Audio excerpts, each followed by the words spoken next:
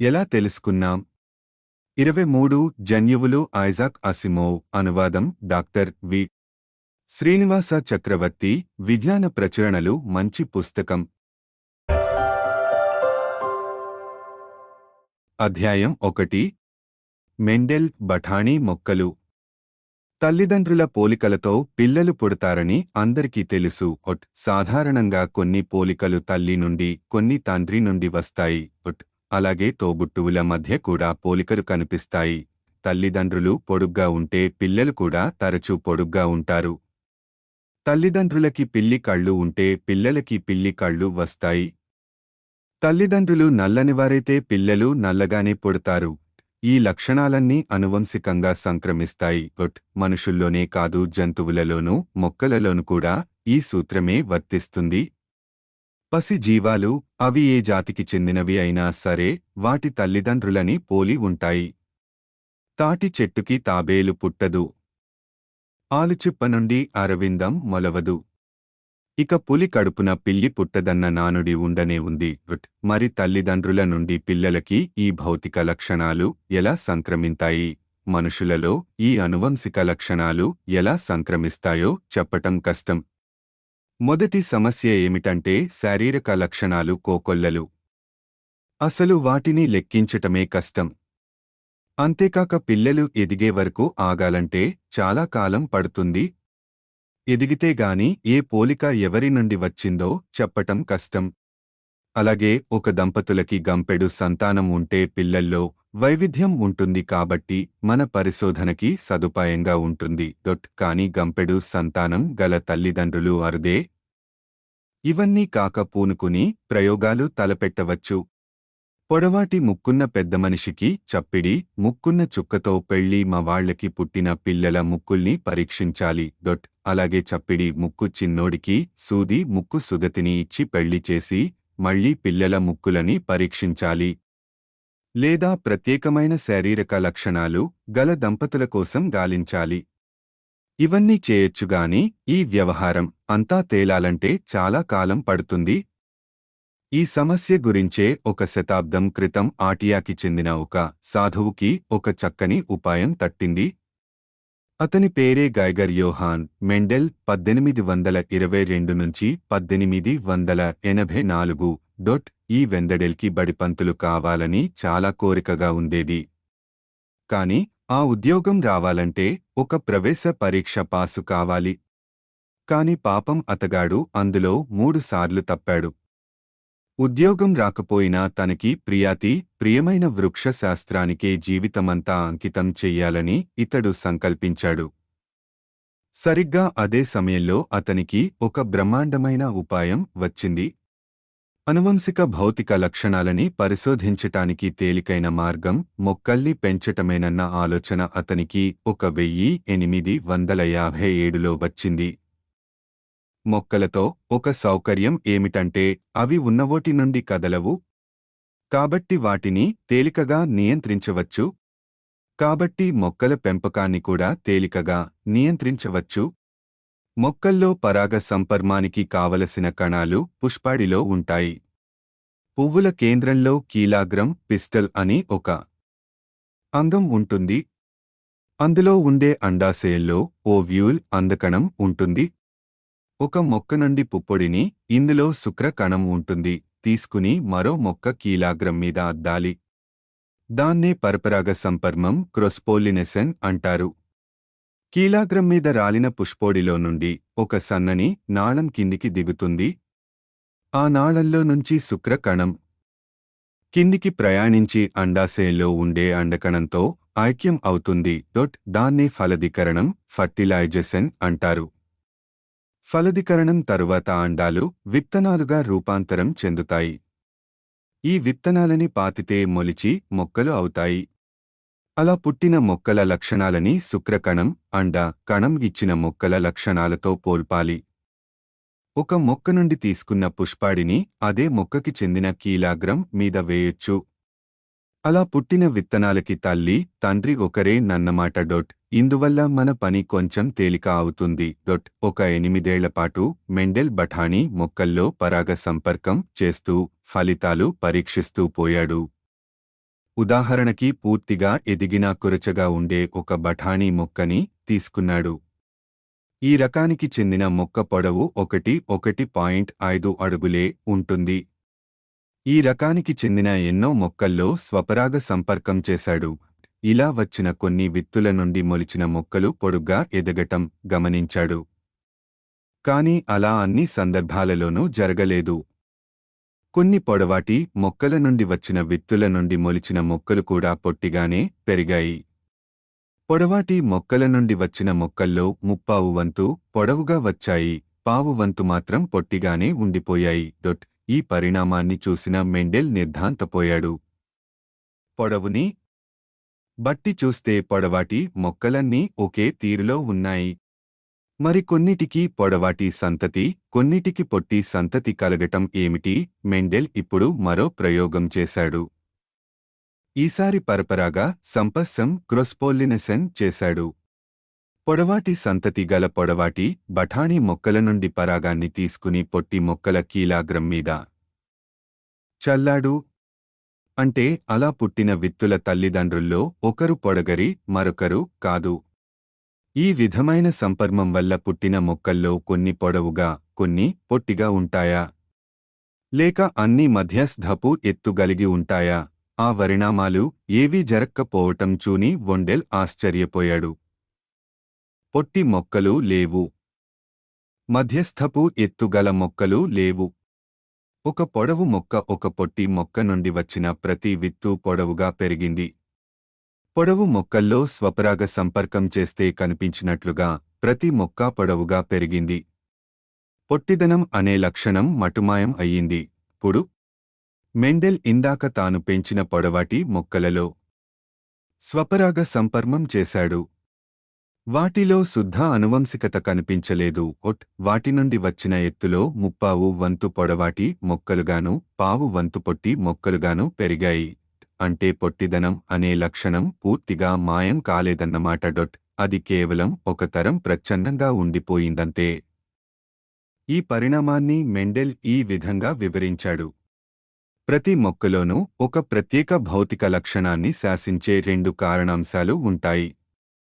వాటిలో ఒకటి తల్లి నుండి, మరొకటి తండ్రి నుండి వస్తుంది. ఈ అంశాలు అసలు ఏమిటి అన్న విషయం మాత్రం మెండెల్కి అర్థం కాలేదు. ఉదాహరణకి పొడవు అనే లక్షణాన్ని కలుగచేసే అంశం టీ అనుకుందాం. అలాగే పొట్టిదనం అనే లక్షణాన్ని కలుగజేసే అంశం పేరు ఏస్ అనుకుందాం. పొట్టి మొక్కల్లో 2 లు ఉంటాయి. కాబట్టి దాన్ని ఏసేస్ అని సూచించవచ్చు. ఒక ఏసేస్ మొక్కలో ప్రతి శుక్రకణంలోనూ ఈ అంశాలలో ఒకటి ఉంటుంది కాబట్టి శుక్రకణంలో ఒక ఏస్ ఉంటుంది. అదే విధంగా ప్రతి అండకణంలోనూ ఒక ఏస్ ఉంటుంది. పొట్టి బఠానీ మొక్కకి చెందిన శుక్రకణం పొట్టి బఠానీ మొక్కకి చెందిన అండకణంతో కలిసినప్పుడు ఆ వచ్చిన విత్తుకి శుక్రకణం నుండి ఒక 3 అండకణం నుండి మరో 5 సంక్రమిస్తాయి. అంటే ఆ విత్తు 3 జాతి విత్తు అవుతుంది. అది పొట్టి మొక్కగా వికాసం చెందుతుంది. పొట్టి మొక్కలన్నిటిలోనూ ఇదే జరుగుతుంది. పొడవాటి బఠానీ మొక్క పొడగరితనానికి 2 అంశాలు ఉండవచ్చు. అవి టీటీ రకం కావచ్చు. అండకణం నుండి ఒక టీ, శుక్రకణం నుండి మరో టీ 2 కలిసి టీటీ అవుతుంది. కాబట్టి అలాంటి విత్తులన్నీ కూడా పొడవు మొక్కలుగా పెరుగుతాయి. కాని పొట్టి మొక్క నుండి శుక్రకణాన్ని పొడవు మొక్క నుండి అండకణంతో కలిపాం అనుకుందాం. శుక్రకణంలోని ఏస్ అండకణంలోని తో కలుస్తుంది. అందులో నుంచి వచ్చే విత్తు సెయింట్ విత్తు అవుతుంది. అలాగే పొడవాటి మొక్కలోని శుక్రకణాన్ని పొట్టి మొక్కలోని అండకణంతో కలిపినప్పుడు శుక్రకణంలోని టీ అండకణంలోనితో కలిసి టీజ్ రకం విత్తు తయారవుతుంది. ఈ 2 రకాల విత్తుల టీజ్ లేదా సెయింట్ నుండి కూడా పొడవాటి మొక్కలే పుడతాయి.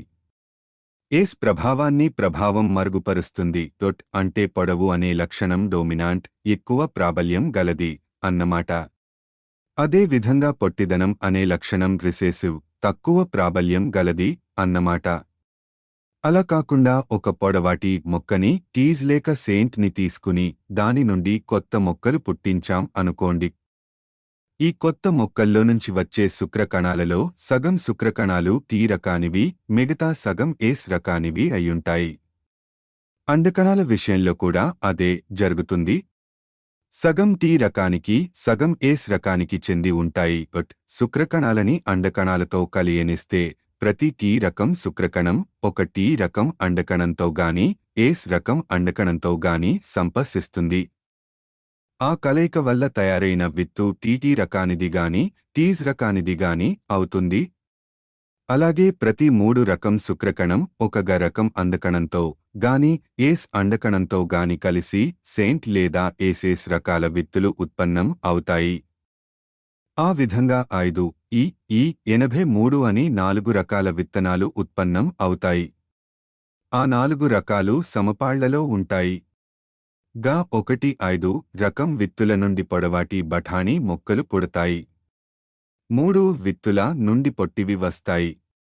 అంటే 3 వంతులు పొడవాటి మొక్కలు, 1 వంతు మాత్రమే పొట్టివి అవుతాయన్నమాట. 5 3 జాతి మొక్కలు శుద్ధ అనువంశికత ప్రదర్శిస్తాయి. అంటే వాటి సంతతికి ఖచ్చితంగా వాటి లక్షణాలే పొడగరితనం గాని, పొట్టిదనం గాని వస్తాయి. కాని 7 9 మొక్కలు శుద్ధ అనువళికతను ప్రదర్శించవు. వాటి సంతతిలో 2 రకాల మొక్కలు ఉంటాయి. బఠాణీ మొక్కల్లో ఇతర లక్షణాలు కూడా పరిగణిస్తూ మెండెల్ తన ప్రయోగాలు కొనసాగించాడు. అన్ని లక్షణాల విషయంలోనూ తన వివరణలు చక్కగా వర్తిస్తున్నాయి. తరువాత లక్షణాల మిశ్రమాలని కూడా పరీక్షించాడు. ఆకుపచ్చని విత్తనాలు కలిగి పొడుగ్గా ఎదిగే మొక్కలని తీసుకున్నాడు. అలాగే ఆకుపచ్చని విత్తనాలు గల పొట్టి మొక్కలని, పసుపు పచ్చని విత్తనాలు గల పొడవు మొక్కలని, పసుపు పచ్చని విత్తనాలు గల పొట్టి మొక్కలని తీసుకుని ప్రయోగాలు చేసి చూశాడు. 2 లక్షణాల దృష్ట్యా శుద్ధ అనువంశికతను ప్రదర్శించే మొక్కలు ఏవి అవుతాయో ముందే నిర్ణయించగలిగాడు. తదుపరి తరంలో పుట్టిన మొక్కలు ఏ నిష్పత్తిలో వస్తాయో కూడా అంచనా వెయ్యగలిగాడు. ఇన్ని పరిశోధనలు చేసి తన సిద్ధాంతాలని క్షుణ్ణంగా పరీక్షించి తీర్చిదిద్దుకున్నాక కూడా మెండెల్కి వైజ్ఞానిక సంఘం తన భావాలని గౌరవిస్తుందన్న నమ్మకం లేకపోయింది. మరి తనేమో ఒక మామూలు సాధువు. వృక్షశాస్త్రంలో ఓనమాలు కూడా సరిగ్గా రాని బెత్సాహికుదేగాని జగమెరిగిన పండితుడు కాడు. బడిపంతులు ఉద్యోగానికి ప్రవేశ పరీక్షలో కూడా నెగ్గలేని పామరుడు. కాబట్టి తను రాసిన పరిశోధనా పత్రాన్ని నిపుణుడైన ఒక వృక్ష శాస్త్రవేత్తకి పంపించాలని అనుకున్నాడు. అలాంటి ప్రముఖుల ఆమోదముద్ర ఉంటే ఇతర శాస్త్రవేత్తలు ఆ భావాలని సమ్మతిస్తారేమోనని ఒక ఆశ.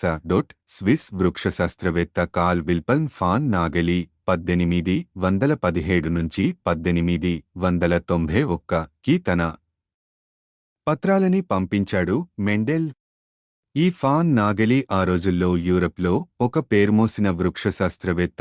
ఇలా తమ భావాలని విన్నవించుకుంటూ దేశాదేశాల నుండి ఎంతోమంది అతనికి రాస్తుంటారు. మెండెల్ పత్రాలని ఫాన్ నాగెలీ పట్టించుకోలేదు. ప్రముఖుల ఆమోదం, సిఫారసు లేకపోవటం వల్ల అవి మూలన పడ్డాయి. ఈ పరిణామానికి మెండెల్ ఎంతగా కుంగిపోయాడంటే ఇతడు మొక్కలతో తన ప్రయోగాలని పూర్తిగా నిలిపివేశాడు. 1868లో తను ఉంటున్న ఆశ్రమానికి అధికారి అయ్యాడు. శేష జీవితం అంతా ఆ ఆశ్రమవాసానికి అంకితం చేసి దైవచింతనలో కాలం వెళ్లబుచ్చాలని నిశ్చయించుకున్నాడు. తన భావాలకి ఏనాటికైనా గుర్తింపు వస్తుందో లేదోనన్న బెంగతోనే చివరికి 1884లో కన్నుమూశాడు. ఆ గుర్తింపు తను ఊహించినంత పెద్ద ఎత్తులో వస్తుందని పాపం అతడికి తెలియదు. ఫాన్ నాగెలీ 1891లో కన్నుమూశాడు. తను చేసింది ఎంత పెద్ద పొరబాటో తెలియకుండానే పోయాడు. వైజ్ఞానిక రంగంలో అతడు ఎంత సాధించినప్పటికీ మెండెల్ విషయంలో పొరబాటు చేసిన అపవాదే చివరికి అతడికి మిగిలింది. మెండెల్ పత్రాలు ప్రచురితం అయిన 30 ఏళ్ల దాకా ఎవరూ ఆ పరిశోధనలని పట్టించుకోలేదు. అధ్యాయం 2 డి వ్రీస్ ఉత్పరివర్తనలు, మీటసెన్స్. భౌతిక లక్షణాల అనువంశికత ప్రతిసారి మనం ఇంతవరకు చూసినంత యాంత్రికంగా నిర్దిష్టంగా జరగదు. మొక్కల జంతువుల సంతతి ఎప్పుడూ ఖచ్చితంగా వాటి తల్లిదండ్రుల పోలికలోనే పుట్టాలన్న నియమం ఏమీ లేదు. మొక్కల్లో జంతువుల్లో అప్పుడప్పుడు తల్లిదండ్రులతో తోబుట్టువులతో సంబంధం లేనట్లుగా సంతతి పుట్టటం కనిపిస్తుంది. అది చూస్తే అనువంశికతని కాపాడే యంత్రాంగం ఎక్కడైనా దెబ్బతిన్నదా అనిపిస్తుంది. ఇక కొన్నిసార్లయితే ఎక్కడో పొరపాటు జరిగినట్లు స్పష్టంగా తెలుస్తుంది. పుట్టిన మొక్క లేదా జంతు రూపం వికారంగా ఉంటుంది. 2 తలల దూడలు మొదలైనవి దీనికి ఉదాహరణలు. అలాంటి జీవుల ఆయుష్ కూడా తక్కువగానే ఉంటుంది. ఇలాంటి వైపరీత్యాలని ఒకప్పుడు ఆటలు, స్పోర్ట్స్ అనేవారు. ఈ సందర్భాలలో ప్రకృతి ఏదో వికృతమైన ఆటలు ఆడుతోందని ఇక్కడ ఉద్దేశం. వెనకటి రోజుల్లో అలాంటి వికారమైన పుట్టుక దేవతల ఆగ్రహానికి సంకేతం అనుకునేవారు. ఆ పుట్టుక ప్రకృతి విరుద్ధం కాబట్టి ప్రకృతికి విరుద్ధమైన తదితర సంఘటనలు కూడా ఏమైనా జరుగుతాయేమోనని ఎదురుచూసేవారు. ఏం ఉపద్రవం జరుగుతుందోనని భయపడేవారు. అందుకే ఈని మోన్స్టర్స్, వికటకాయలు అని కూడా పిలిచేవారు. ఈ మోన్స్టర్స్ అనే పదం లాటిన్లో శకునం లేదా హెచ్చరిక అన్న అర్థం గల పదం నుండి వచ్చింది. ఈ వికృతులని రైతులు, గొర్రెల కాపర్లు మాత్రమే ఎక్కువగా పెంపుడు జంతువులలో గమనించేవారు. పైగా అలా పుట్టిన జంతువులు తొందరగా చచ్చిపోతూ ఉండేవి. ఇక మానవ శిశువులు ఎవరైనా వికారంగా పుడితే అది ఎవరికీ తెలియకుండా గోప్యంగా ఉంచేవాళ్లు. ఆ శిశువుల ఆయుర్దాయం కూడా తక్కువగానే ఉండేది. ఇలాంటి వికార రూపంగల జీవాల వల్ల కొన్ని ఉపయోగాలు కూడా లేకపోలేదు. అయినా శాస్త్రవేత్తలు వీటిని పెద్దగా పట్టించుకోలేదు. ఉదాహరణకి 1791లో అమెరికాలోని మసాచుసెట్స్ రాష్ట్రంలో సెత్ రైట్ అనే ఒక రైతు తన గొర్రెకి పొట్టి కాళ్లు ఉన్న గొర్రె పిల్ల పుట్టటం గమనించాడు. కాళ్లు పొట్టివి అని తప్ప గొర్రెపిల్ల ఆరోగ్యంగానే ఉంది. కాని పెరిగి పెద్దయ్యాక కాళ్లు పొట్టివి కావటంతో కంచె మీద నుంచి గెంతలేకపోయేది. చేను దాటి బయటికి పోలేకపోయేది. ఇదేదో బాగానే ఉంది అనుకున్నాడు సెత్ రైట్. ఈ గొర్రె ఇక కంచె దాటి బయటికి పారిపోయే సమస్యే ఉండదు కాబట్టి దాన్ని వెంబడించి పట్టుకోవాల్సిన తిప్పలు కూడా ఉండవు. ఈ గొర్రె సంతతిలో మరిన్ని పొట్టి కాళ్ల గొర్రెలు కనిపించాయి. కొన్నేళ్లలో అలాంటి పొట్టి కాళ్ల గొర్రెల మందల్నే తయారుచేశాడు రైట్. కొంతకాలం తరువాత ఆ నంతతి అంతరించిపోయింది అనుకుంటుండగా నార్వేలో అలాంటి పొట్టి కాళ్ల వికారం ఒకటి కనిపించింది. వాటి నుండి గొర్రెల మందల్ని సాకారు. కాని ఎందువల్లనో అలాంటి పరిణామాలేవీ శాస్త్రవేత్తల దృష్టిని ఆకర్షించలేకపోయాయి. ఇదిలా ఉండగా 1886లో డచ్ వృక్షశాస్త్రవేత్త హ్యూగో డి బ్రీస్కి 1848 నుంచి 1985 ఒక ఆసక్తికరమైన విషయం కంటపడింది. గతంలో ప్రిమ్ రోజ్ అనే పూల మొక్కని అమెరికా నుంచి నెదర్లాండ్స్లో ప్రవేశపెట్టారు. ఒకరోజు ఒక నిర్ణన ప్రదేశంలో ఈ మొక్కల తోట ఒకటి డి బ్రీస్ కంటపడింది. ఒకే మొక్క విత్తుల నుండి ఆ తోట అంతా పుట్టుకొచ్చి ఉంటుంది. అయినా కూడా మొక్కల్లో కొన్ని ఆసక్తికరమైన తేడాలు గుర్తించగలిగాడు డి ట్రీస్. కొంచెం ప్రత్యేకంగా తేడాగా ఉన్న మొక్కలు 900 అంటే వైపరీత్యాలు అన్నమాట. కాని అవి కూడా బాగా పెరిగి వర్ధిల్లుతున్నాయి. అలాంటి వాటిని కొన్ని తవ్వితీసి తన పెరట్లో నాటుకున్నాడు డి బ్రీస్. మెండెల్ బఠానీ మొక్కలతో చేసిన ప్రయోగాల్లాంటివే ఇతడు ప్రిమ్ రోజ్ మొక్కలతో ప్రారంభించాడు. అయితే ఆ సమయంలో డి బ్రీస్కి మెండెల్ గురించి ఏమీ తెలియదు. ప్రిమ్ రోజ్ మొక్కల సంతతి కూడా అధిక శాతం తల్లి మొక్క పోలికలోనే ఉండేవి. కాని అరుదుగా మాత్రం సంతతి మొక్క చాలా తేడాగా ఉండేది. అనువంశికతలో అలాంటి హఠాత్ పరిణామానికి మ్యూటేషన్, ఉత్పరివర్తన అంటే లాటిన్లో మార్పు అని పేరు పెట్టాడు డి వ్రీస్. అప్పటినుంచి వికారాలు, వైపరీత్యాలు, మోన్స్టర్స్, స్పోర్ట్స్ మొదలైన పరిభాష పోయి మ్యూటేషన్ అన్న మాటే స్థిరపడింది. మొక్కల తరాల పరిణామంలో మెండెల్ గమనించిన సూత్రాలే డి వ్రీస్ కూడా గమనించాడు. మొక్కల మీద జాగ్రత్తగా కొలతలు తీసుకుంటూ ఎంత శాతం మొక్కల్లో ఏ లక్షణాలు ఉంటాయో నమోదు చేసుకున్నాడు. మెండెల్ లాగానే ఇతడు కూడా ప్రతి భౌతిక లక్షణాన్ని శాసిస్తూ 2 అంశాలు ఉంటాయని గుర్తించాడు. వీటిలో ఒకటి వరాగంలోనూ మరొకటి అండాశయంలోనూ ఉంటుందని కూడా అర్థం చేసుకున్నాడు. ఈ రెంటి మధ్య జరిగే యాదృచ్ఛికమైన కలయికల వల్ల సంతతి లక్షణాలు నిర్ణయింపబడతాయి. ఈ 1900లో డి వ్రీస్ ఆనువంశికతా ధర్మాలు అన్న గ్రంథ రచనకి పూనుకున్నాడు. డి వ్రీస్కి తెలియకుండా మరో 2 వృక్ష శాస్త్రవేత్తలు కూడా అవే ఆనువంశికతా ధర్మాలని కనుక్కున్నారు. వాళ్ళిద్దరూ కూడా 1900 కల్లా వాళ్ల ఆవిష్కరణలని ప్రచురించటానికి సిద్ధం అయ్యారు. వాళ్ల పేర్లు జర్మన్ వృక్ష శాస్త్రవేత్త కార్ల్ ఎరిక్ కారెన్స్ 1864 నుంచి 1933, ఆస్ట్రియన్ వృక్ష శాస్త్రవేత్త ఇరిక్ నెర్మాక్ ఫాన్ సైసెనెక్ 1871 నుంచి 1962. ఈ ముగ్గురు వృక్ష శాస్త్రవేత్తలు తమ రచనలని ప్రచురించే ముందు ఈ రంగంలో అంతకు ముందు ఎవరైనా ఏదైనా కృషి చేశారా అని సమీక్షించారు. ముగ్గురికి మెండెల్ రాసిన పత్రాలే తారసపడ్డాయి. తాము కనుక్కున్న సూత్రాలే మెండెల్ కూడా కనుక్కున్నాడని తెలుసుకుని ఆశ్చర్యపోయారు. వాటిని మెండెల్ 40 ఏళ్ల క్రితమే కనుక్కున్నాడు. 1900లో ముగ్గురు వృక్ష శాస్త్రవేత్తలు డి వ్రీస్, కారెన్స్, పర్మాక్, ఫాన్ సైసెనెక్లు తమ ఆవిష్కరణలని ప్రచురించారు. కాని ముగ్గురూ ఘనత అంతా మెండెల్దేనని వినమంగా ఒప్పుకున్నారు. అందుకే నేడు మనం వొండెల్ అనువంశికతా నూత్రాలు అని చెప్పుకుంటున్నాం. ఈ పరిణామాలన్నీ చూడటానికి మెండెల్ జీవించి లేకపోయినా అతని ఖ్యాతి మాత్రం చిరస్థాయిగా నిలిచిపోయింది. అధ్యాయం 3. ఫ్లెమింగ్ క్రోమోజోములు. 19వ శతాబ్దంలో శాస్త్రవేత్తలు జంతువుల, మొక్కల అవయవాలని చాలా క్షుణ్ణంగా పరిశీలించారు. వీటిలోని వివరాలను, సూక్ష్మాలను పరిశీలించడానికి సూక్ష్మదర్శినిని వాడారు. జీవరాశులలో సూక్ష్మదర్శినిలో తప్ప కంటికి కనిపించనంతటి చిన్న చిన్న నిర్మాణాలు వారికి తారసపడసాగాయి. వాటికి కణాలు అని పేరు పెట్టారు. జంతువులలో కన్నా మొక్కల్లో కణాలు తేలికగా కనిపిస్తాయి. 1888లో మథయాస్ జాకోబ్ స్టైడెన్ 1804 నుంచి 1881 అనే జర్మన్ వృక్ష శాస్త్రవేత్త మొక్కలన్నీ కణాలతో నిర్మితమై ఉంటాయని ప్రకటించాడు. ఆ కణాలని వేరుచేస్తూ పలుచని గోడలు ఉంటాయన్నాడు. మొక్కల నిర్మాణానికి కణాలే రాళ్ల వంటివి అన్నాడు. ఆ మరుసటి సంవత్సరమే థియోడోర్ ష్వాన్ 1880 నుంచి 1882 అనే మరో జర్మన్ జీవశాస్త్రవేత్త ఈ భావనని మరింత విస్తరింపచేశాడు. మొక్కలే కాదు, జంతువులు కూడా కణాలతోనే నిర్మింపబడతాయని అన్నాడు.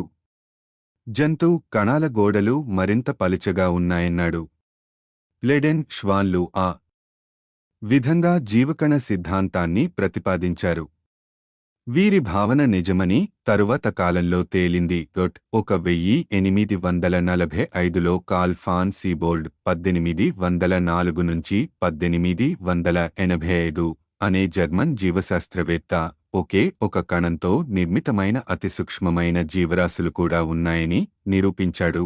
కంటికి కనిపించేటంత పెద్ద ఆకారం గల జీవరాశులు ఎన్నో కణాలతో నిర్మించబడి ఉంటాయి. వీటిని బహుళ కణజీవాలు అంటారు. జీవి ఆకారం ఎంత పెద్దగా ఉంటే వాటిల్లో కణాల సంఖ్య అంత ఎక్కువగా ఉంటుంది.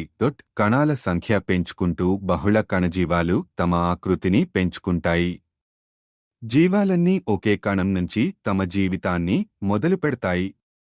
జంతువుల, మొక్కల విషయంలో ఈ ఒకే కణం అందకణం అవుతుంది. ఎదిగిన మానవ దేవాల్లో నుమారు 50 లక్షల కోట్ల 50,00,00,00,00,00,00,00,00 కణాలు ఉంటాయి. కాని ఈ కణరాళసికి ఆరంభం ఒక కణం మాత్రమే. ఒక కణం రెండుగా విభజన చెందుతుంది. ఆ 2 కణాలు పెరిగి అవి కూడా విభజన చెంది మొత్తం 4 కణాలు అవుతాయి. అలా 5 సార్లు విభజన చెందితే చాలు ఒక కణం 50 లక్షల కోట్ల కణాలు అవుతుంది. ఇంతకీ ఈ కణాలు ఎలా విభజన చెందుతాయి? కణ విభజన చెందినప్పుడు కణాలలో ఏం జరుగుతుంది? కణాలని చిన్న చిన్న నీటి బొట్లలా ఊహించుకుంటున్నారేమో? ఒక నీటి బొట్టు 2 నీటి బొట్లు అయినట్లే ఒక కణం రెండుగా విడిపోతుందని అనుకుంటున్నారా? కాని ఆ ఊహ పూర్తిగా నిజం కాదు. సూక్ష్మదర్శినిలో పరిశీలిస్తే కణం వట్టి నీటి బొట్టు కాదని తేలికగా తెలుస్తుంది. అంత చిన్న కణంలో కూడా ఇంకా చిన్న అంతరంగ అంశాలు ఉన్నాయి. కణ సిద్ధాంతం పూర్తిగా స్థాపించబడక ముందే కొంతమంది శాస్త్రవేత్తలు కణ కేంద్రంలో ఒక చిన్న నిర్మాణాన్ని గుర్తించారు. స్కాటిష్ జీవశాస్త్రవేత్త రాబర్ట్ బ్రౌన్కి 1773 నుంచి 1858 ఈ నిర్మాణం ఎంత తరచుగా కనిపించేది అంటే అది కణాలు అన్నిటిలోనూ ఉంటుందని చాటాడు. ఆ నిర్మాణానికి న్యూక్లియస్ అని పేరు పెట్టాడు.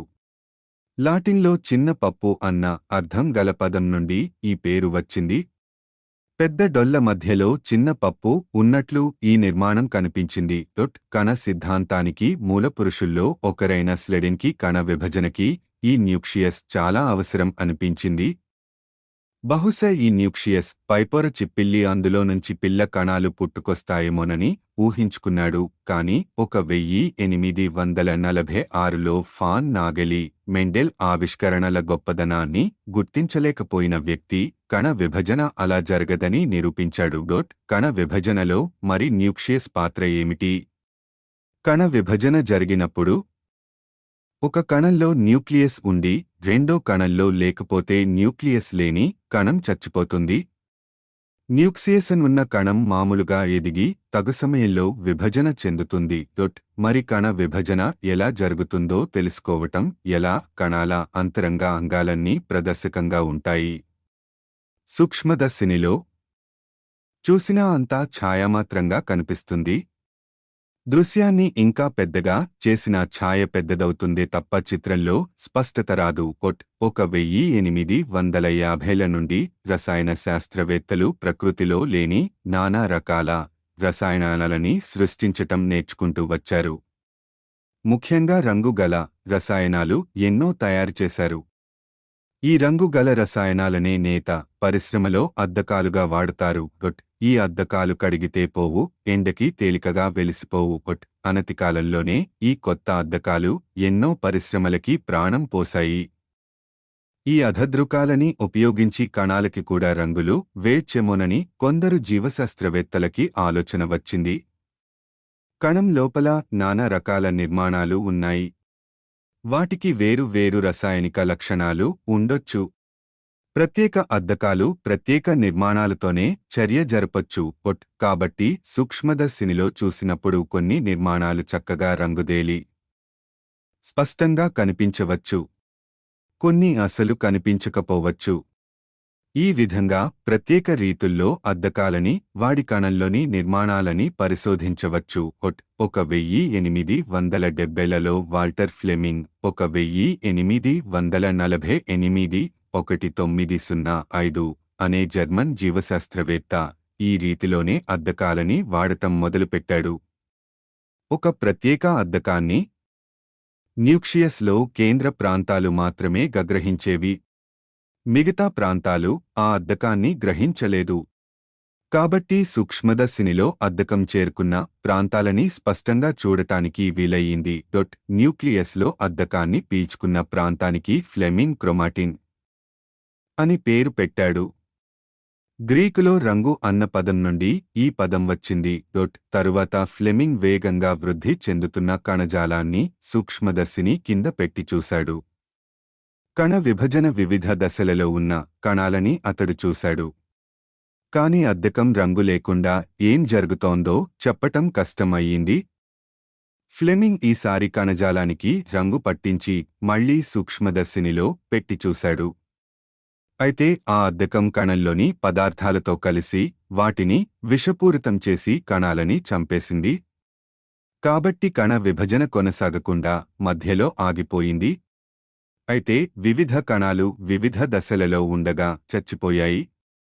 చలనచిత్రంలో వరుసగా వచ్చే వివిధ దృశ్యాలని చిందరవందరగా పేర్చి చూసినట్లు ఉంది ఆ కణాల స్థితి.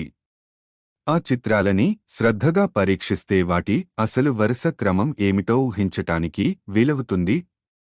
అప్పుడు కణ విభజనలో వరుస క్రమాన్ని అర్థం చేసుకోవటానికి వీలవుతుంది.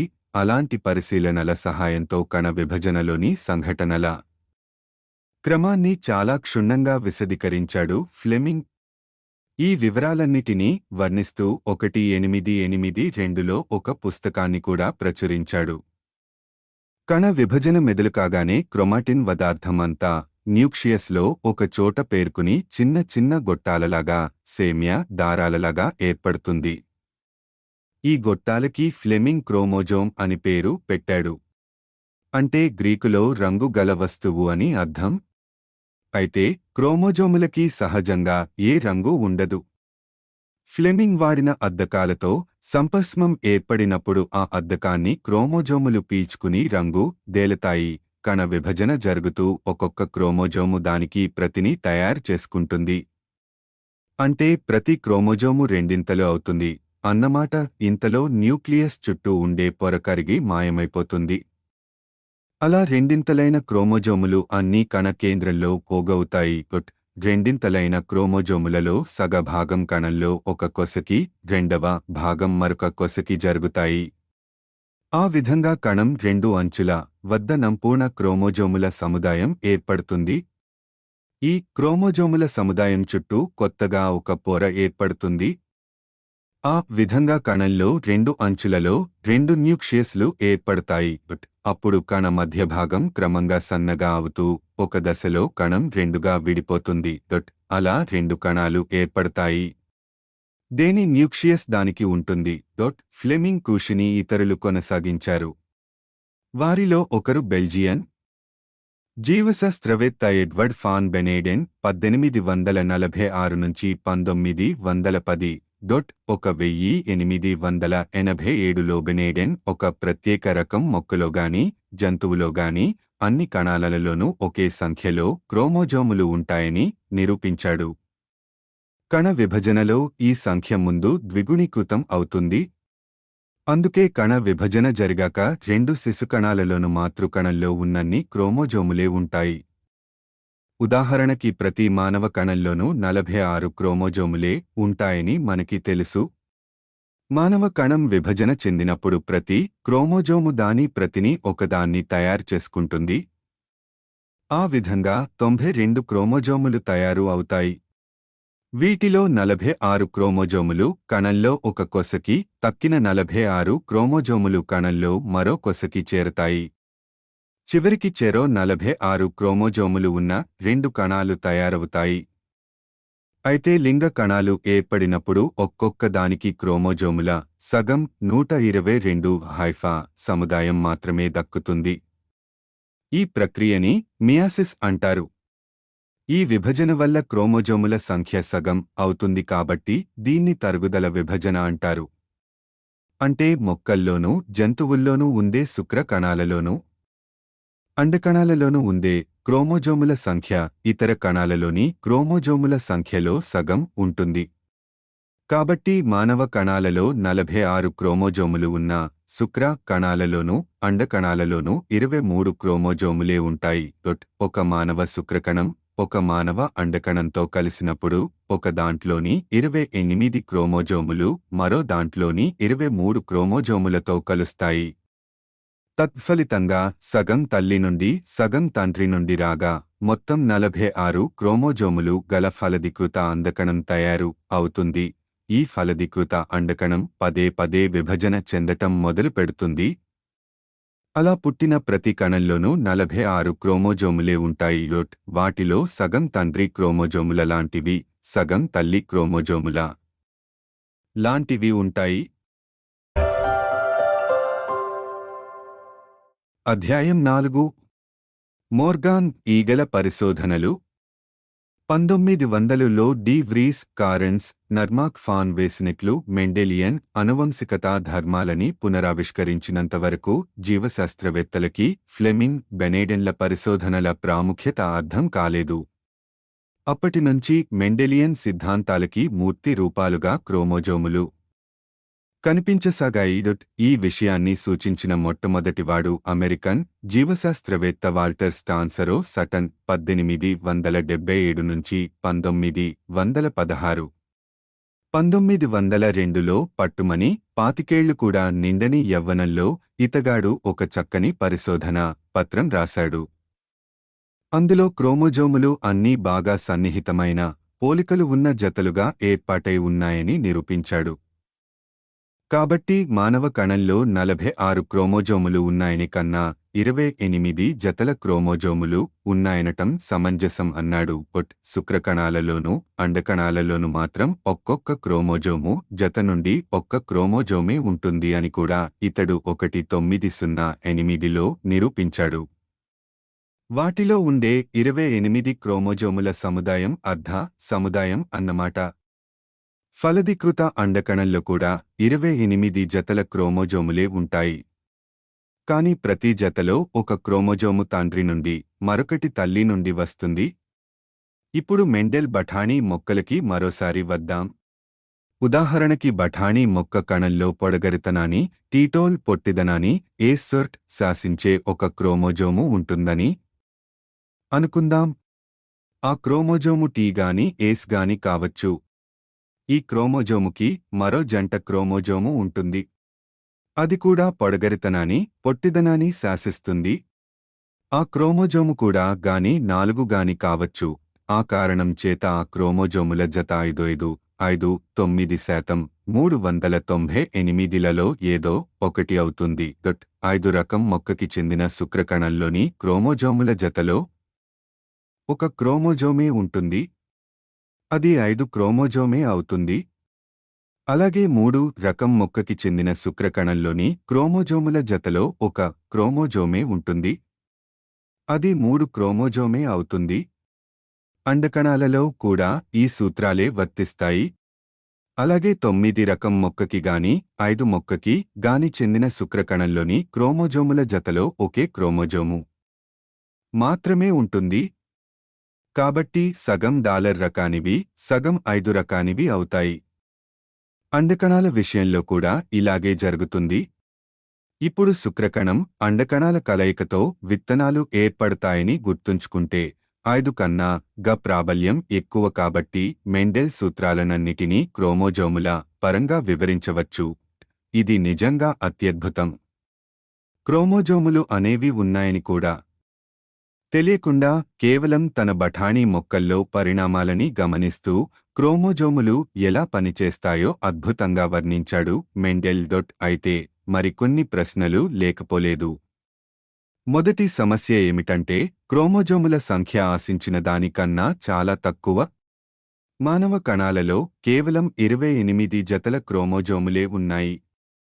ఒక్కొక్క క్రోమోజోముల జత ఒక భౌతిక లక్షణాన్ని శాసిస్తుందని అనుకుంటే కేవలం 23 భౌతిక లక్షణాలే వస్తాయి. కాని అదెలా సాధ్యం? మనిషి భౌతిక లక్షణాల సంఖ్య 28 కన్నా చాలా పెద్దదే అయ్యుండాలి. అయితే ఈ సమస్యకి సమాధానం తేలికైనదే.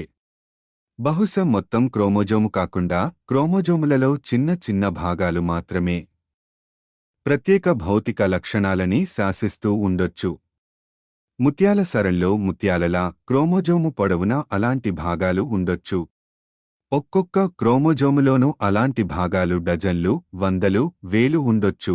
1909లో విల్హెల్మ్ లూడ్విగ్ యోహాన్సన్ 1857 నుంచి 1927 అనే వృక్ష శాస్త్రవేత్త భౌతిక లక్షణాలని శాసించే ఆ క్రోమోజోమ్ భాగాలకి జన్యువు 8010 అని పేరు పెట్టాడు.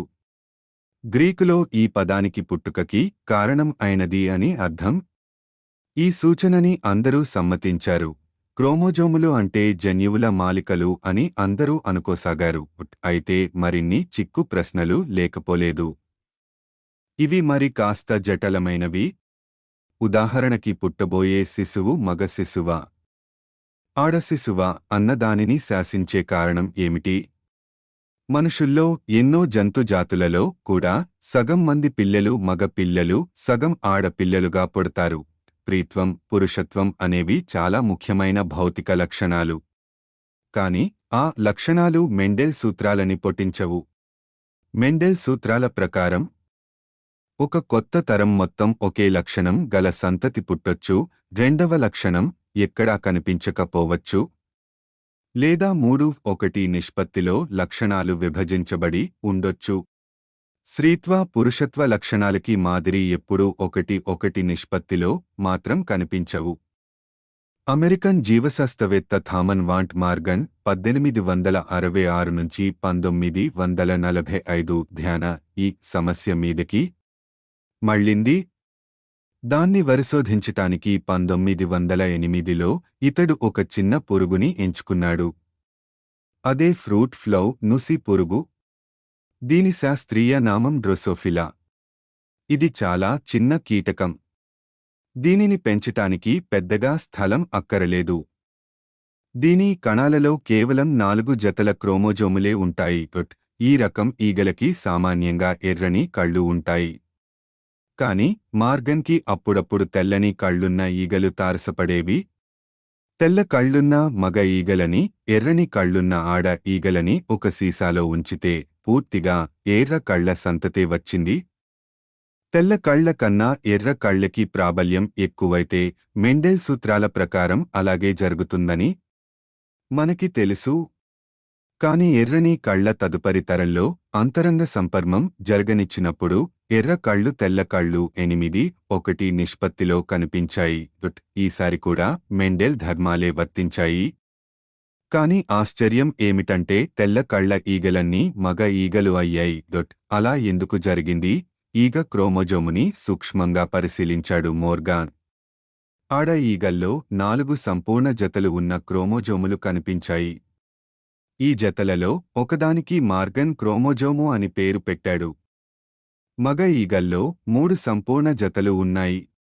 కాని ఒకే క్రోమోజోము ఉంది. దాని జంట క్రోమోజోమ్ లోపించింది. అంటే ఆడ ఈగలో అండకణాలు ఏర్పడినప్పుడు ప్రతి అండకణానికి ప్రతి క్రోమోజోము జత నుండి ఒక క్రోమోజోము వస్తుంది. కాబట్టి ఒక్కొక్క అండకణంలోనూ ఒకే ఒక క్రోమోజోము ఉంటుంది. కాని మగ ఈగలో శుక్రకణాలు ఏర్పడినప్పుడు ప్రతి శుక్రకణానికి ఒక్కొక్క క్రోమోజోము జంట నుండి ఒకే క్రోమోజోము దక్కుతుంది. కాని క్రోమోజోముకి జంట క్రోమోజోము లేదు. కాబట్టి సగం శుక్రకణాలలో క్రోమోజోము ఉంటే మిగతా సగంలో ఉండదు. ఇప్పుడు ఈగ అండకణం క్రోమోజోము ఉన్న శుక్రకణంతో కలిస్తే ఫలదీకృత అండకణంలో 2 క్రోమోజోములు ఉంటాయి. ఆ అండకణం ఆడ ఈగగా వికాసం చెందుతుంది. అలా కాకుండా అండకణం క్రోమోజోము లేని శుక్రకణంతో కలిస్తే ఫలదీకృత అండకణంలో ఒకే క్రోమోజోము ఉంటుంది. అది మగ ఈగగా రూపొందుతుంది. 2 రకాల శుక్రకణాలు సమాన సంఖ్యలో ఉంటాయి కాబట్టి సగం ఫలదీకృత అండకణాలు మగ ఈగలుగాను మిగతా సగం ఆడ ఈగలుగాను రూపొందుతాయి. ఇంచుమించు ఇలాంటిదే మనుషులలో కూడా జరుగుతుంది. స్త్రీలలో 23 సంపూర్ణ క్రోమోజోము జతలు ఉంటాయి. పురుషులలో 22 సంపూర్ణ క్రోమోజోముల జతలతో పాటు ఒక క్రోమోజోము. దానికి జతగా ఒక చిన్న క్రోమోజోము ఉంటుంది. అంతా బాగానే ఉంది గాని దీనివల్ల తెల్ల కళ్ల ఈగలన్నీ మగ ఈగలు ఎందుకయ్యాయో ఎక్కడ తెలిసింది? ఈ రకం ఈగలలో కంటి రంగుని శాసించే జన్యువు క్రోమోజోము మీద ఉంది. 2 క్రోమోజోముల మీద ఎర్ర కంటి జన్యువులు ఆర్ఆర్ ఉన్న ఆడ ఈగకి ఎర్ర కళ్ళు ఉంటాయి. ఒక క్రోమోజోము మీద తెల్ల కంటి జన్యువు ఆర్డబ్ల్యూ లేక డబ్ల్యూఆర్ ఉన్నా కూడా ఎర్ర కళ్లే వస్తాయి. ఎందుకంటే ఎర్ర కళ్లకి తెల్ల కళ్ల కన్నా ప్రాబల్యం ఎక్కువ. 2 క్రోమోజోముల మీద తెల్లకంటి జన్యువులు డబ్ల్యూడబ్ల్యూ ఉన్నప్పుడే తెల్లకంటి ఈగ పుడుతుంది. 2 క్రోమోజోములు ఉన్న ఈగ ఆడ ఈగే అవుతుంది. కాని తెల్ల కంటి జన్యువు చాలా అరుదు. పైగా అది 2 క్రోమోజోముల మీద కనిపించటం ఇంకా అరుదు. అందుకే తెల్ల కళ్ళున్న ఆడ ఈగ అరుదుగానే తారసపడుతుంది. మగ ఈగలలో ఉండే ఏకైక క్రోమోజోము మీద ఎర్ర కంటి జన్యువు రో ఉంటే ఆ ఈగకి ఎర్ర కళ్ళు వస్తాయి. అదే క్రోమోజోము మీద తెల్ల కంటి జన్యువు ఓ ఉన్నట్లయితే దానికి తెల్ల కళ్ళు వస్తాయి. ఒక తెల్ల కంటి జన్యువు ఉంటే చాలు. రెండవ క్రోమోజోమే లేనప్పుడు ఇక ప్రాబల్యం ప్రసక్తి రాదు. ఇప్పుడు ఒక తెల్ల కంటి మగ ఈగకి సామాన్యంగా కనిపించే ఎర్రకంటి ఆడ ఈగకి మధ్య సంపర్శం జరిగింది అనుకుందాం. ప్రతి అండకణంలోనూ జన్యువు ఉంటుంది. కాని శుక్రకణాలలో అని 2 రకాలు ఉంటాయి. ఫలదీకృత అండకణాలలో సగం కణాలకి జన్యువు ఉన్న క్రోమోజోము సంక్రమిస్తుంది. అవి రకం జీవాలుగా వికాసం చెందుతాయి. అన్నీ ఆడ ఈగలే అవుతాయి. అన్నిటికీ ఎర్రని కళ్ళే ఉంటాయి. మిగతా సగంలో క్రోమోజోము ఉండదు. అంటే అవి రకం జీవాలు అవుతాయి. ఎగ్రని కళ్ళున్న మగ ఈగలు అవుతాయి. అలా కాకుండా అండకణాలు క్రోమోజోములేని శుక్ర కణాలతో కలవచ్చు. అప్పుడు పుట్టేవన్నీ మగ ఈగలే అవుతాయి. వాటిలో సగం రకానివి అవుతాయి. వీటికి ఎర్ర కళ్ళు ఉంటాయి. మిగతా సగం రకానివి అవుతాయి. వీటికి తెల్ల కళ్ళు ఉంటాయి. అంటే మొత్తం సంతతిలో పావువంతు మొత్తంలో సగం మగ ఈగలు. మగ ఈగల్లో సగం తెల్లకంటి మగ ఈగలు. ఈగలకి తెల్ల కళ్ళు వస్తాయన్నమాట. తెల్లకంటి ఈగలన్నీ మగ ఈగలే. మార్గన్ గమనించింది సరిగ్గా ఇదే. కాబట్టి కంటి రంగుని లింగానుసంధిత సెక్స్ లింక్డ్ లక్షణంగా అభివర్ణించాడు మార్గన్. మనుషుల్లో కూడా ఈ లింగానుసంధానం చాలా ముఖ్యం. ఉదాహరణకి వర్ణ అంధత్వం, కలర్ బ్లాండ్నెస్, రంగులని చూడలేని వ్యాధి మనుషుల్లో లింగ సంబంధితమైనదే. ఈ వ్యాధి ఇంచుమించు ఎప్పుడూ మగవారికే వస్తుంది, ఆడవారికి రాదు. స్త్రీలలో ఆ రోగానికి సంబంధించిన జన్యువు ఉన్నా రోగం వ్యక్తం కాకపోవచ్చు. ఆ జన్యువు తమ మగ సంతతికి సంక్రమిస్తుంది, ఆడ సంతతికి సంక్రమించదు. ఇతర రకాల అనుసంధానాలు కూడా ఉన్నాయి. తల్లిదండ్రుల నుండి పిల్లలకి క్రోమోజోములు సంక్రమించినప్పుడు తద్వారా అనేకానేక జన్యువులు సంక్రమిస్తాయి. ఆ జన్యువులు శాసించే భౌతిక లక్షణాలన్నీ కూడా అలాగే సంక్రమిస్తాయి. ఉదాహరణకి ఈగ రెక్కలకి సంబంధించిన ఒక లక్షణం, ఈగ కాళ్లకి సంబంధించిన ఒక లక్షణం ఒకే క్రోమోజోము మీద ఉన్నట్లయితే తదుపరి సంతతికి ఆ 2 లక్షణాలు ఎప్పుడూ జోడుగా సంక్రమిస్తాయి. అంటే ఉంటే ఆ 2 లక్షణాలు ఉండాలి, లేదంటే రెండూ ఉండకూడదు. ఈగల్లో సరిగ్గా అలాగే జరుగుతుందని నిరూపించగలిగాడు మార్గన్. 1910 కల్లా సటన్ చేసిన సూచనని నిరూపించటానికి తగిన సాక్ష్యాధారాలు దొరికాయి. మెండెల్ ఊహించిన అంశాలు ఈ క్రోమోజోములేనని తేలింది. ఈ కృషికి ఫలితంగా మార్గన్కి 1983లో నోబెల్ పురస్కారం దక్కింది. అలాగని జన్యువుల అనుసంధానం పొల్లుపోకుండా నిర్దోషంగా జరుగుతుందని కాదు. ఉదాహరణకి ఈగల్లో అనే లక్షణం, 3 అనే లక్షణం పదే తరతరాలుగా జోడుగా సంక్రమించాయని అనుకుందాం. అకస్మాత్తుగా ఎక్కడో ఏదో తేడా వస్తుంది. లక్షణం ఉన్నా 9 లక్షణం లేని ఈగలుగాని, 3 లక్షణం కలిగి లక్షణం లేని ఈగలుగాని తారసపడతాయి. అలా విచ్ఛిన్నమైన అనుసంధానం గల ఈగలలో వాటికి సంపర్కం కలుగచేస్తే వాటి సంతతిలో కూడా ఆ విచ్ఛిన్నమైన అనుసంధానం అలాగే కొనసాగుతుంది. పొరబాటు ఎక్కడ జరుగుతోందో మార్గన్కి అర్థమయ్యింది. కణ విభజన జరిగే సమయంలో క్రోమోజోములు కవాతు చేసే సిపాయిలలాగా ఖచ్చితంగా బారులు తీరి ఉండవు. అన్నీ సేమియా దారాల కుప్పలాగా ఉంటాయి. ఒకే జతకి చెందిన క్రోమోజోములు ఒకదాంతో ఒకటి పెనవేసుకుని ఉంటాయి. కొన్నిసార్లు ఈ రెండూ తమలోని కొంత భాగాన్ని రెండవదాని భాగంతో మార్చుకుంటాయి. ఈ ప్రక్రియనే క్రోసింగోవర్ అంటారు. బి లక్షణాన్ని శాసించే జన్యువు జతలో మరో క్రోమోజోము మీదకి చేరవచ్చు. అవతలి క్రోమోజోము మీద తత్తుల్యమైన భాగం వచ్చి మొదటి క్రోమోజోము మీదకి చేరవచ్చు. ఈ భాగం మీద మరేవో లక్షణాలని శాసించే జన్యువులు ఉండొచ్చు. ఆ కారణం వల్ల అండకణంలో గాని శుక్రకణంలో గాని లక్షణానికి సంబంధించిన జన్యువు ఉన్న బి లక్షణం మరేదో కొత్త రూపంలో సంక్రమించవచ్చు. 1911లో మార్గన్ ఈ క్రాసింగోవర్ విధానం గురించి తన 21 ఏళ్ల శిష్యుడు ఆల్షైడ్ హెన్రీ స్టూర్డైవంట్ 1891 నుంచి 1970 వరకు తో ప్రస్తావించాడు. స్టూర్డైవంట్కి ఒక చక్కని ఆలోచన వచ్చింది. క్రోమోజోము మీద 2 జన్యువులు బాగా దూరంగా ఉంటే క్రాసింగోవర్ ఇంచుమించు ఎలా జరిగినా 2 జన్యువులు వేరుపడిపోతాయి. 2 విడిపోయి వేరువేరు క్రోమోజోముల మీదకి చేరతాయి. అలా కాకుండా క్రోమోజోము మీద 2 జన్యువులు దగ్గరగా ఉన్నాయని అనుకుందాం. క్రాస్ ఓవర్ వల్ల ఆ రెండిటి మధ్య చీలిక వచ్చే ఆస్కారం చాలా తక్కువ. కాబట్టి వివిధ లక్షణాల మధ్య అనుసంధానం ఎలా విచ్ఛిన్నం అవుతుందో అధ్యయనం చేస్తే ఆ లక్షణాలకి సంబంధించిన జన్యువులు క్రోమోజోముల మీద ఎంత దూరంలో ఉన్నాయో అంచనా వేయటానికి వీలవుతుంది. ఇలాంటి పరిశీలనల నుండి ఎంతో సమాచారాన్ని రాబట్టవచ్చు. ఉదాహరణకి 2 జన్యువులు ఒకే క్రోమోజోము 2 అంచుల వద్ద ఉండొచ్చు.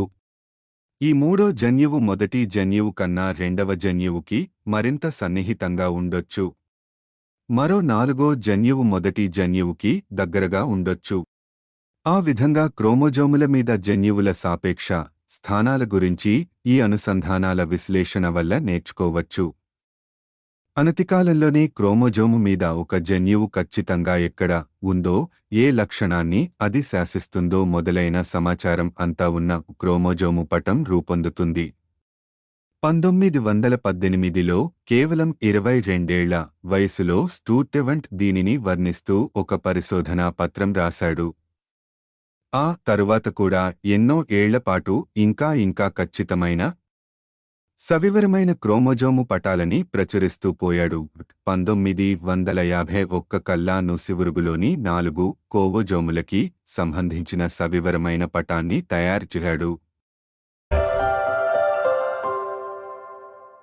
అధ్యాయం 5 ముల్లర్ ఎక్స్ కిరణాలు. అసలు ఎర్రకంటి జన్యువు, తెల్లకంటి జన్యువు అని 2 జన్యువులు ఎందుకు ఉండాలి? పైగా అవి 2 క్రోమోజోముల మీద సమాన స్థానంలో ఎందుకు ఉండాలి? ఆ విధమైన ఏర్పాటు వల్ల ఒక క్రోమోజోము మీద ఒక జన్యువు, దాని జంట క్రోమోజోము మీద మరో జన్యువు చేరతాయనా? నిజానికి ఎర్రకంటి జన్యువే సర్వసామాన్యమైన లక్షణం. మొదట్లో అది ఒక్కటే ఉండేదేమో. కణ విభజన జరిగిన ప్రతిసారీ మరో ఎర్రకంటి జన్యువు తయారయ్యేది. మరి అలాంటప్పుడు కొత్తగా ఈ తెల్లకంటి జన్యువులు ఎక్కడి నుంచి వచ్చాయి? జన్యువులలో ఉత్పరివర్తనలు మీటసెన్స్ జరుగుతాయని డి ఏనాడో నిరూపించాడు. అయితే డి వ్రీస్ కేవలం మొక్కలతో మాత్రమే పనిచేశాడు. జంతువులలో కూడా ఉత్పరివర్తనలు జరుగుతాయో లేదో ఎవరికీ తెలియదు. పెంపుడు జంతువులలో ఉత్పరివర్తనలు వచ్చినట్లు ఎన్నో వృత్తాంతాలు చలామణిలో ఉన్నాయి. అయితే రైతులు, గొల్లలు చెప్పే కథనాలు శాస్త్రవేత్తల దృష్టిలో శాస్త్రవాక్యం కాదు. ఆ ఉత్పరివర్తనలు అంటూ ఉంటే వాటిని కృత్రిమంగా ప్రయోగశాలలో సాధించగలగాలి. అప్పుడే శాస్త్రవేత్తలకి వాటి మీద నమ్మకం కలుగుతుంది. ఈగలతో చేసే ప్రయోగాలలో అప్పుడప్పుడు ఉత్పరివర్తనలు జరగడం గమనించాడు మార్గన్. ఉదాహరణకి శుద్ధ అనువంశికతని ప్రదర్శించే ఎర్ర కంటి ఈగలతో ప్రారంభిస్తాడు. అంటే వాటి సంతతి మొత్తం ఎర్ర కళ్లవే అవుతాయి. ఇంకా వాటి సంతతి కూడా ఎర్ర కళ్లవే అవుతాయి. తెల్ల కళ్ల జాడ కూడా ఎక్కడా కనిపించదు. ఇదిలా కొనసాగుతుండగా హఠాత్తుగా ఒక తెల్లకంటి ఈగ ప్రత్యక్షం అవుతుంది. ఎక్కడి నుంచి వచ్చిందిది? ఆ మార్గన్ వద్ద హర్మన్ జోసెఫ్ ముల్లర్ 1890 నుంచి 1967 అని మరో శిష్యుడు కూడా ఉండేవాడు. ఈ ఉత్పరివర్తనల మీదకి ఇతడికి ఎందుకో మనసు పోయింది. అతడి ఆలోచన ఇలా సాగింది. జన్యువులలో అత్యంత సంక్లిష్టమైన అణువిన్యాసం ఉంటుంది. కణవిభజన జరుగుతున్నప్పుడు ప్రతి క్రోమోజోము మీద ఉన్న ప్రతి జన్యువుకి ఖచ్చితమైన ప్రతి తయారు కావాలి. ఆ ప్రతిలో ప్రతి పరమాణువు మూలలో ఉన్నట్లే నిర్దిష్ట స్థానాలలో ఉండాలి. చాలాసార్లు అలాగే ఖచ్చితంగా జరుగుతుంది. కాని అప్పుడప్పుడు మాత్రం ఆ అనురచనలో పొరపాట్లు దొర్లవచ్చు. కొన్ని పరమాణువులు స్థానభ్రంశం చెందవచ్చు. అందువల్ల ఆ జన్యువు ఎప్పట్లా పని చెయ్యక పోవచ్చు. మూల జన్యువుకి ఈ కొత్త జన్యువుకి మధ్య వ్యత్యాసం ఉంటుంది. దానికి సంబంధించిన భౌతిక లక్షణం, కంటి రంగు, రెక్కరూపం మొదలైనవి కూడా మారిపోవచ్చు. పరమాణువుల స్థిరత్వాన్ని భంగపరిచేది, వాటిని స్థానభ్రంశం చేసేది ఏదైనా సరే ఉత్పరివర్తనలు జరిగే అవకాశాన్ని పెంచుతుంది. ఉదాహరణకి పరమాణువులు నిరంతరం కంపిస్తూ ఉంటాయి. వాటిలో ఉన్న శక్తికి ఇది పర్యవసానం.